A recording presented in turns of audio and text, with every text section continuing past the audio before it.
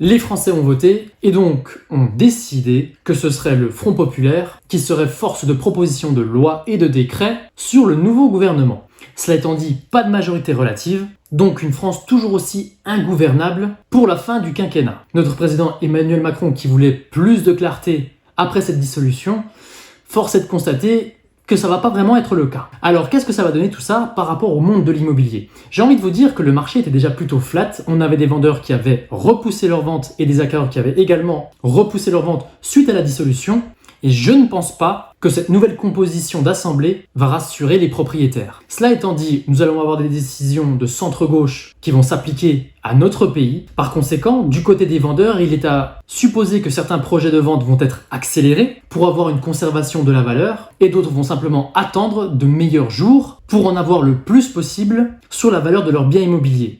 Ces meilleurs jours, ils arriveront quand? Honnêtement, j'en ai absolument aucune idée. En tout cas, les dissolutions, c'est maximum une fois par an. Par conséquent, ça pourrait être à la limite l'année prochaine si notre président veut bien dissoudre à nouveau. Donc, il y a tout à penser que l'écrasante majorité des vendeurs, entre guillemets, confort, vont arrêter simplement leurs ventes et que la plupart des acheteurs ne vont pas vouloir se projeter sur un marché aussi compliqué que celui que l'on connaît. Donc, du côté du marché de la résidence principale, tout est à penser que les situations qui étaient déjà compliquées vont le devenir encore plus. Du côté des investisseurs maintenant, il y a quelques temps, j'avais fait une vidéo par rapport aux différents profils, je vous remets la vidéo juste ici, et on va essayer de les prendre un par un pour voir comment est-ce que vont se comporter les différents profils en fonction de ce qui vient de se passer.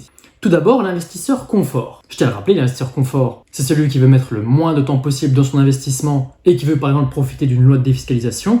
Celui-ci avait déjà largement disparu des écrans radars depuis maintenant une bonne année. Et bien avec ces nouvelles dispositions, il y a fort à penser qu'il ne va pas réapparaître de sitôt. Donc pour tous les promoteurs de programmes neufs en investissement locatif, la pilule doit être dure à avaler aujourd'hui. Encore une fois, tout cela dépend des secteurs et de la réputation du promoteur, mais de manière générale, notre pays va avoir de grosses difficultés, notamment sur ce secteur d'activité en particulier. Pour l'investisseur d'opportunité qui propose de bonnes liquidités, mais pas forcément beaucoup de temps, je pense qu'il va y avoir d'énormes opportunités en fonction des secteurs sur lesquels vous vous trouvez, parce que oui, des vendeurs qui vont être coincés et qui vont vite vouloir se débarrasser de leur patrimoine, il va y en avoir quelques-uns, notamment dans le domaine de l'investissement locatif, et notamment dans l'ancien. Donc, les investisseurs d'opportunité devraient pouvoir tirer leur épingle du jeu.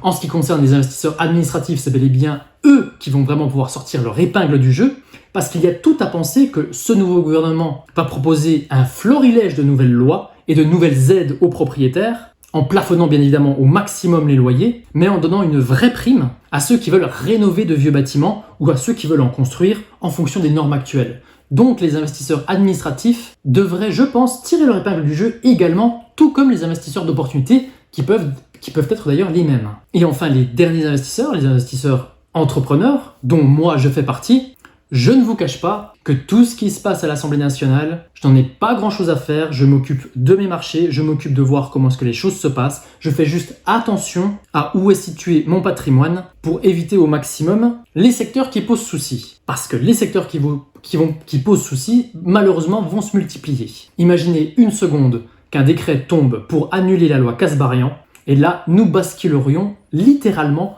dans un autre monde. Ce n'est pas encore le cas, mais il faut le prévoir. Bref, tout ça n'est pas spécialement réjouissant sur le monde de l'immobilier, notamment le monde de l'immobilier français, et très honnêtement, il va y avoir de nombreuses villes à éviter dans le futur. Il va y avoir effectivement des villes à éviter, mais on va voir qu'il y a des secteurs aussi qui vont devenir extrêmement porteurs. Bref, nous sommes à la croisée des chemins. On peut aussi supposer que les taux d'intérêt vont forcément un petit peu remonter tôt ou tard, puisque les marchés ne sont pas très friands du programme du nouveau Front populaire en ce qui concerne notamment le déficit de la France. Je tiens à rappeler quand même que nous sommes sous procédure vis-à-vis de la Commission européenne. Donc nous sommes déjà à le pagaie avec nos 5,5% de déficit. Imaginez si le programme du nouveau Front populaire est mis en œuvre durant les années qui suivent. Autant vous dire que ça va être le grand crash de l'économie française. Mais nous ne sommes pas encore là et honnêtement, au vu de la composition de l'Assemblée nationale, je pense pas qu'on va y arriver.